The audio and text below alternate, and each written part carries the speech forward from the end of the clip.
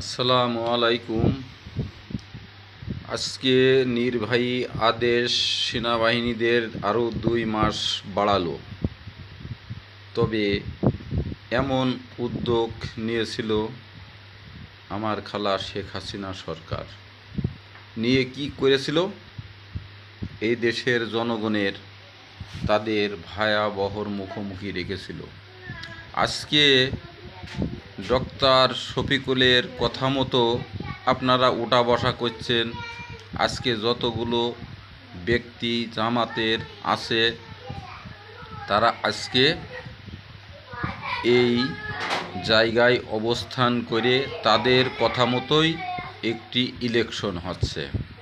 আজকে দেখেন, আমি সারা বিশ্বের কাছে আমি বলতে চাই যে আজকে আমি কিন্তু এত বড় একটা বিরোধ দলের জাতীয় পার্টি, আমরা সেই দলেরই একজন কর্মী হয়ে আমরা সেই জায়গায় এখনও পর্যন্ত একটি মানুষ অবস্থান করিনি। আজকে দেখেন, আমি সারা বিশ্বের কাছেই এই কথাগুলো বলতে থাকব।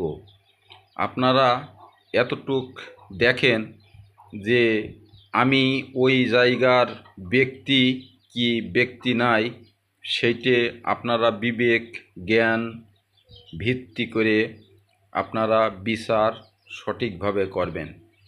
আজকে কোনো একটা ব্যক্তি আমার ওয়াদাটা ভেঙে দিল না, তার কারণে আপনাদের মাঝে আমি যেতে পারলাম না।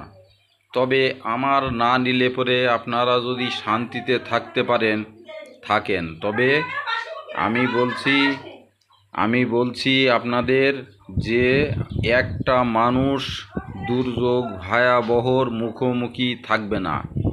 আপনাদের জামাতের পন্থী আপনারা সব জায়গায় পাশ করছেন কী কারণের জন্য, সেগুলো আমার জানার বাকি নেই।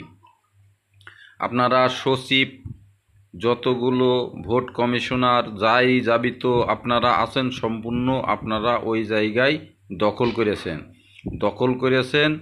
আর এই বিএমপিদের কি করেছেন যে তোমরা এই কাজ করেছো, এই অবস্থান করেছো, আর মনে মনে সব কিছু তোমরা গড়ে নিয়েছো। তবে আমার কাছে পালানোর মতন সুযোগ নেই আপনাদের।